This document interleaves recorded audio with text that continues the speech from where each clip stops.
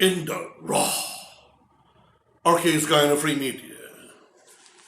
And I'm your friend and host, Hajji, brother, Dr. Roshan in the raw.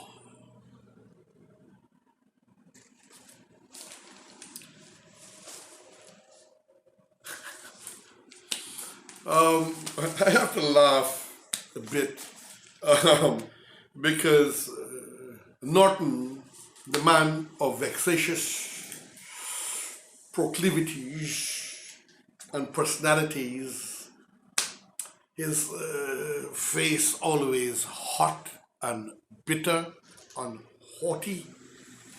I wonder if that was the reason. Maybe the former leaders of the party didn't see him ready and mature for big things, including Hugh Desmond Hoyt, who actually simplistically, smartly expelled him out as General Secretary, who Mr. Hoyt referred to, the General Secretary, is the creature of the leader.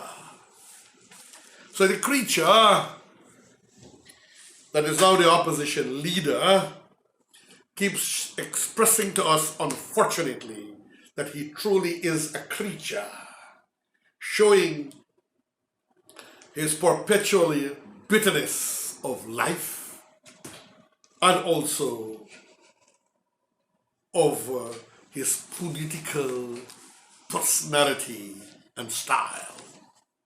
It is unfortunate that his supporters are also getting tired already of him, and that he is making, even though I supported his election, himself a pariah within the People's National Congress. Of course, the AFC, led by Comrade Ramjit Tan, is in line. He had wanted Norton as well. So all of this has to be Norton's behavior and Comrade Ramjit Tan. And what I'm talking about is His Excellency in today's paper of all the newspapers, but this is the Guyana Times, showing Guyana's development will not be held hostage early after Norton a no-show. Now, I personally believe that Norton has a serious, petty, childish ego attitude. And because he can't get what he wants to get, he wants the whole sweetie and the whole apple or whole banana, and like some kids, he will not take half, but he wants all. In other words, must get his way. This is not how it works for the growth and development of a nation, and to win respect over peoples in Guyana and around the world. So I want to give you this article. President Ali says Guyana's development will not be held hostage. I think also Mr. Norton, opposition leader, has some bad advices. Or his people should not tolerate him, local and overseas, who had insisted that Mr. Joe Harmon demit opposition position. And he had to go. That they have to pull him up, Norton, for not having a show. How can you develop this camaraderie for what he has been saying and what the president and the vice president have been saying, to create an atmosphere of harmony for communication, joy, and peace? So let me talk. Let me read now and comment as we go. Criticizing what he considers to be an act of unwillingness and immaturity, President Dr. Irfan Ali has made it clear that the country's development will not be held hostage by political objectives. He made the remark after the leader of the opposition, Aubrey Norton, was a no-show for the second round of consultations with the Guyanese head of state. Now, man, the president was busy overseas and locally with agriculture thrust, agriculture in Barbados, heads of state. You, Norton, you, man, I mean, not even a middleweight champion. You know, I don't know much about boxing, but I don't know if it's a junior weight or below junior weight champion. You are not those kinds of champion. For the president to put those things aside when he had the champions of CARICOM here to deal with, and the people's business. I think if you took advice, your advisors gave you wrong counsel. And if you did it on your own, then you need to grow up. He made the remark after the leader of the opposition did not show up. Following their meeting on May 13, President Dr. Irfan Ali and opposition leader Aubrey Norton had agreed to meet again within a week to continue consultations on several constitutional appointments. However, due to several pressing matters, that second meeting was not scheduled within a week. These matters included the massive inaugural expo, which attracted hundreds of delegates from across the globe, including CARICOM heads of government, that was closely followed by the regional and national Independence Day celebrations. On May 27, 2022, Governance Minister Gail Teixeira wrote the opposition leader explaining the circumstances, invited him for a second meeting on 1400 hours, 2 p.m. on May 30th, 2022. However, when President Ali and his team showed up for the meeting, the opposition leader never showed. He probably thinks he's a big boy.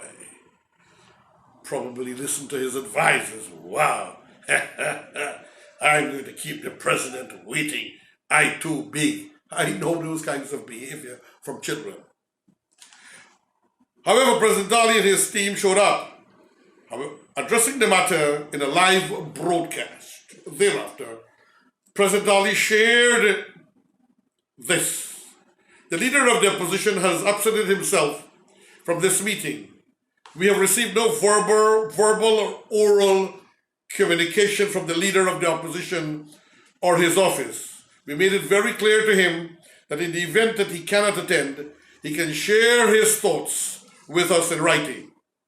In addition to his absence to the meeting, we have not received any communication from the leader of the opposition. In this regard, President Ali made clear that he will not let the country's development be held hostage as government will pursue its plans for Guyana's progress, regardless of the opposition's support. They were complaining, mostly in the time of Mr. Joe Harmon, even asking CARICOM to help them.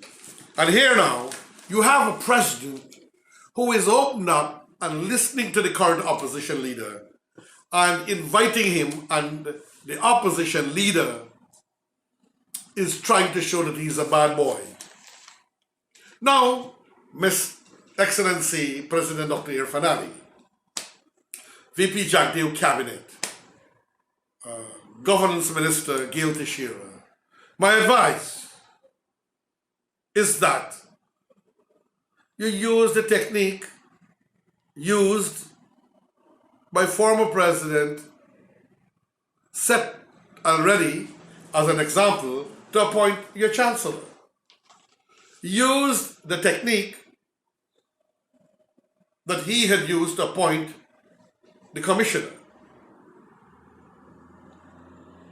Use the same technique to appoint the Chief Justice and those vital commissions for people's livelihood, growth, opportunities, promotions and development. The Police Service Commission, the Public Service Commission, etc., etc. Remember, this is in the raw. And I'm your friend, Brother Roshan Khan.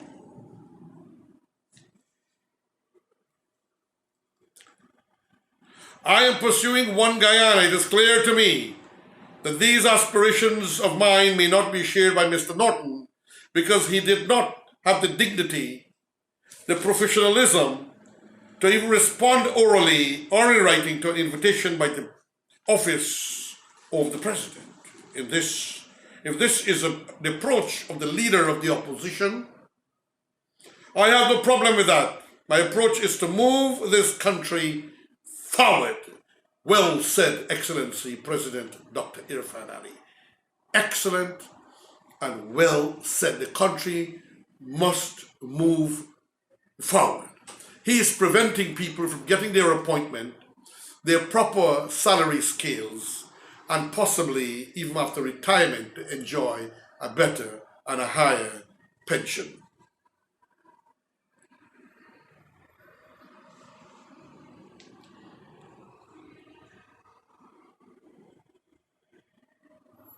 Our approach as a government, and excuse me, remember this is in the raw, ladies and gentlemen, I'm doing everything in the raw. Our approach as a government is to take this country forward in keeping with the constitutional requirements, and we will not have these requirements held up or held hostage by political objectives of political, I will add this, it's not in the article, political miscreants, a word folks Burnham like to use. Accompanying the president was Attorney General and Legal Affairs Minister Anil Nandalal, who added, I think we have complied with the Constitution, and the narrative outlined by the rule is quite elaborate. It's a sort of fact unfolded. We have extended every convenient opportunity, and we have satisfied the spirit of meaningful consultations as provided for and contemplated by the Constitution. So, my suggestion, and maybe we're coming to that here, is that they either get a court order to make the appointments or just go ahead and make the appointment because he has not turned up. He's giving you, technically telling you that he doesn't have what it takes, Mr. President and Honorable Anil Nandalal, that he doesn't have the skill or the wherewithal to negotiate and to consult. And so we have to follow the Constitution. Meanwhile, in a correspondence dated May 30th that was released to the media, the leader of the opposition wrote Minister Gale to share that he is unavailable to meet due to his prior commitments and press schedule. But what is more, he is not running the state. So he's just trying to put some legality in what some people will refer to legality into gross stupidity due to prior commitments and schedules. He could reschedule.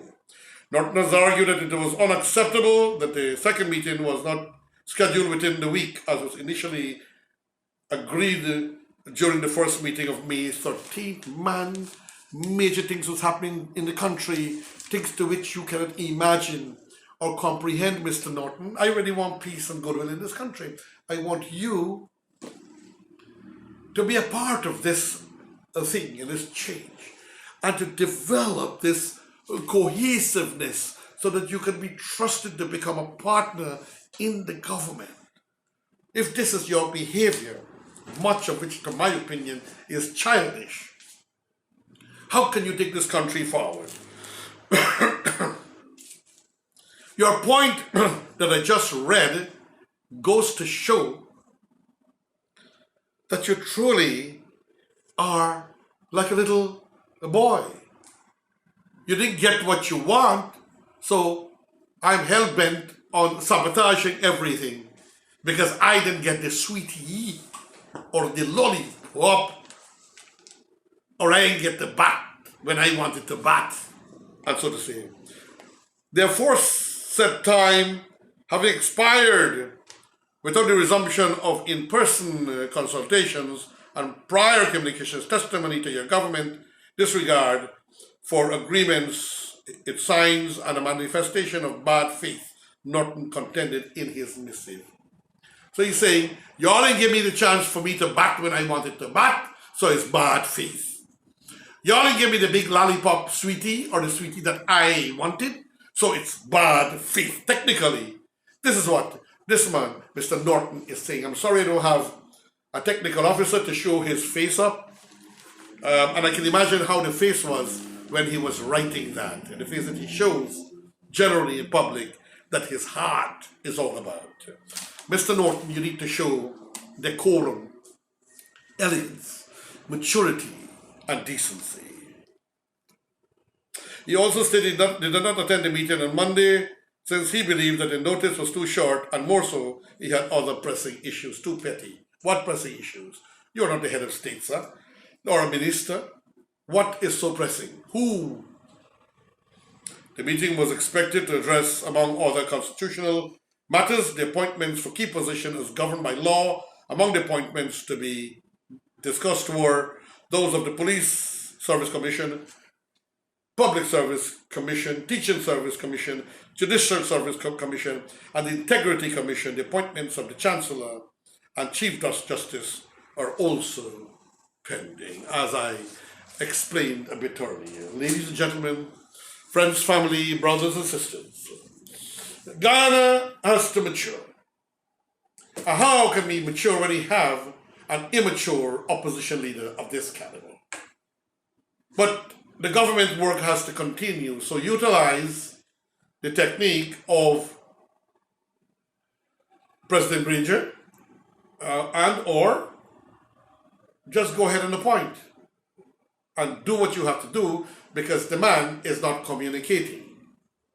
And how can you trust this man who is supported by Kemraj Ramjatan of the AFC, but Kemraj Ramjatan is not making any commentary.